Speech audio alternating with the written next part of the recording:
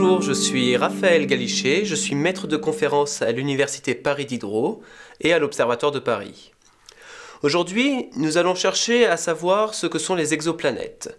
Et nous allons nous poser plusieurs questions. Tout d'abord, qu'est-ce qu'une exoplanète? Comment faisons-nous pour les détecter? Combien y en a-t-il? Et pourquoi les étudions-nous? Commençons par la première question. Qu'est-ce qu'une exoplanète? Il s'agit d'une planète qui orbite autour d'une autre étoile que notre Soleil. Nous en connaissons aujourd'hui environ 1 millier, mais ces découvertes sont récentes, puisque les premières exoplanètes ont été détectées dans les années 1990. Avant cette date, les seules planètes que nous connaissions étaient celles de notre système solaire.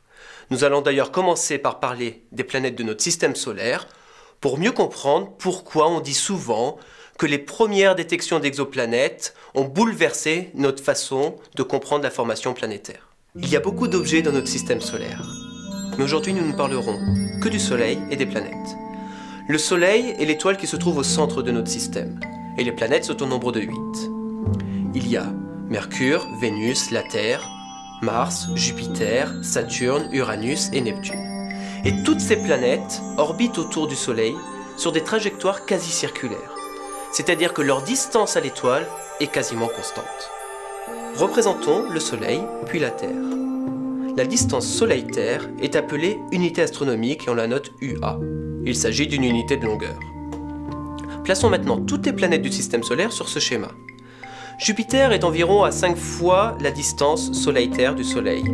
Il se trouve donc ici. Vénus est à 0,7 unité astronomique du Soleil.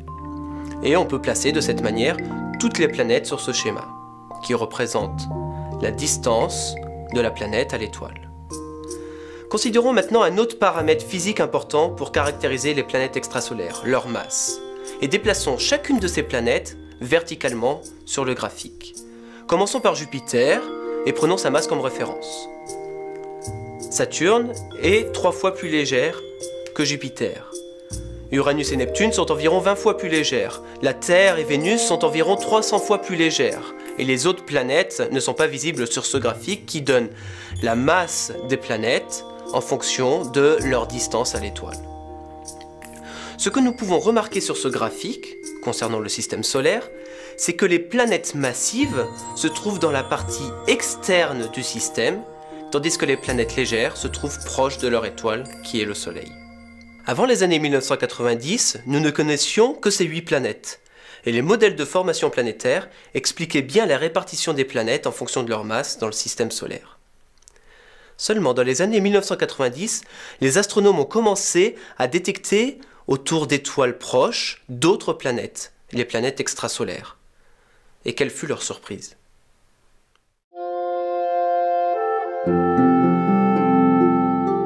Il y a actuellement 6 techniques qui permettent la détection des planètes extrasolaires.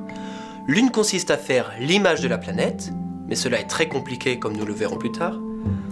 Les 5 autres sont dites indirectes, c'est-à-dire qu'elles détectent un signal qui trahit la présence de la planète sans détecter la lumière émise ou réfléchie par cette planète. Pour comprendre comment cela est possible, nous allons discuter de 3 des techniques indirectes: l'astrométrie, la technique des vitesses radiales et la technique des transits.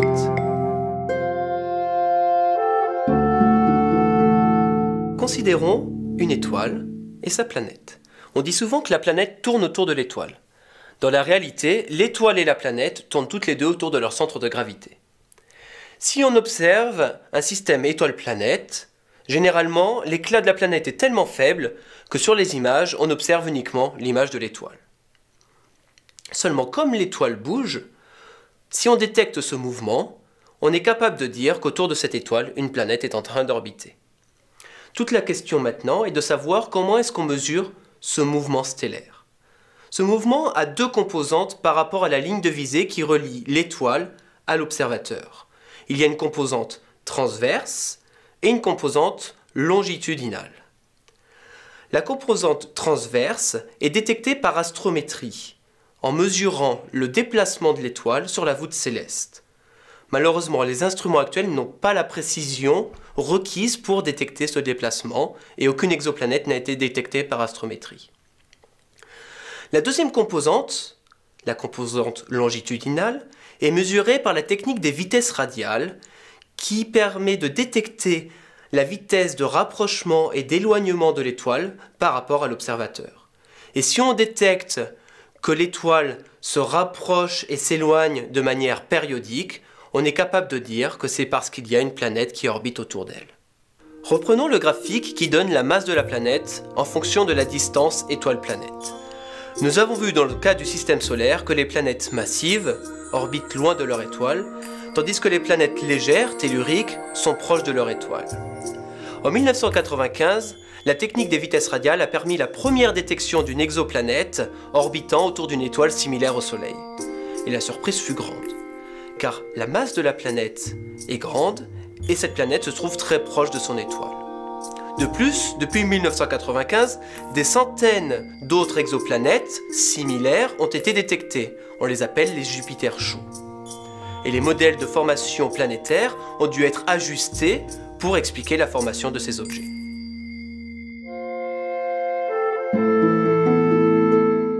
Une autre technique de détection indirecte des planètes extrasolaires est celle des transits. Dans cette technique, on mesure l'éclat de l'étoile en fonction du temps. Si une planète, au cours de son orbite, vient à passer entre l'étoile et l'observateur, elle va masquer une petite partie du disque stellaire et l'éclat de l'étoile mesurée est légèrement amoindri. En mesurant cette mini-éclipse périodiquement, on est alors capable d'affirmer qu'il y a une planète qui orbite autour de l'étoile observée. La technique des transits a permis la détection de nombreuses exoplanètes qui sont ajoutées en violet. On remarque que toutes les exoplanètes détectées par transit et par vitesse radiale se trouvent en deçà de quelques unités astronomiques de leur étoile. Cela ne signifie pas qu'il n'y a pas de planètes plus loin de leur étoile, c'est juste que ces deux techniques ne permettent pas de les détecter facilement. On parle de biais observationnel.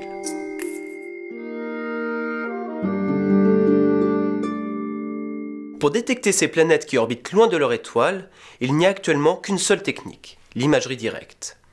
Seulement, faire l'image d'une exoplanète n'est pas chose aisée, car la planète est angulairement très proche de son étoile, et son éclat est entre 10 000 et 10 milliards de fois plus faible que celui de son étoile. C'est comme si nous cherchions à faire une photographie, depuis Paris, d'une luciole qui volerait à 1 mètre d'un phare maritime à New York. Il faut donc des instruments spéciaux pour réussir à faire l'image d'une exoplanète, et plusieurs de ces instruments sont en cours d'installation sur les télescopes de 8 mètres de diamètre.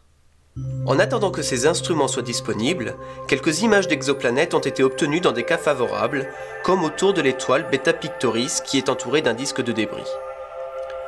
De même, autour de l'étoile HR 8799, un système de 4 planètes a été détecté. Au passage, remarquez à quoi ressemble l'image d'une exoplanète. C'est juste un point brillant, car elles sont loin de nous.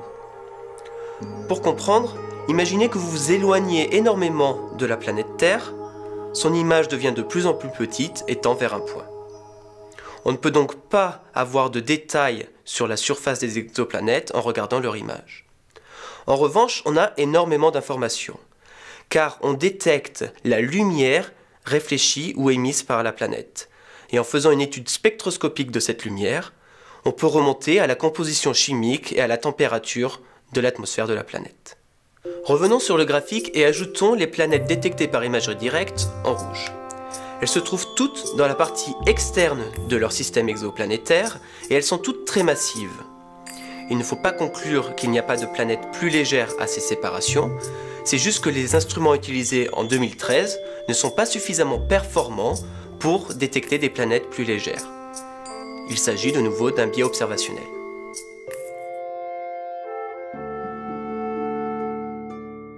Résumons ce que montre le graphique que nous avons construit. La première conclusion est qu'il y a beaucoup d'exoplanètes, plus de 1000, connues à ce jour, et ce nombre ne cesse d'augmenter. De plus, il y a plusieurs milliers de planètes candidates, c'est-à-dire des objets que l'on a détectés, qui semblent être des planètes, mais qu'il va falloir réobserver pour confirmer leur statut. La deuxième conclusion issue de ce graphique est la complémentarité des techniques. Nous avons vu que les techniques des vitesses radiales et des transits permettent de détecter les planètes qui sont proches de leur étoile, tandis que l'imagerie directe permet de détecter les planètes qui sont loin de leur étoile. Ce que ne montre pas ce graphique, c'est que chaque technique donne accès à un nombre fini de paramètres physiques qui caractérisent les planètes. Les vitesses radiales mesure la période et la taille de l'orbite et donne une masse minimum pour la planète. Les transits estiment la période et la taille de l'orbite ainsi que son inclinaison, mesurent également le rayon de la planète et dans des cas particuliers donnent une estimation de la composition chimique de l'atmosphère planétaire. Enfin, l'imagerie directe mesure la position des planètes sur leur orbite et donne accès à la composition chimique et à la température de l'atmosphère de la planète. Ainsi, en plus de la complémentarité sur le type de planète détectée, il y a une complémentarité sur les paramètres physiques mesurés. Et il faut absolument utiliser toutes les techniques en parallèle pour caractériser au mieux les exoplanètes et ainsi comprendre leur formation et leur diversité.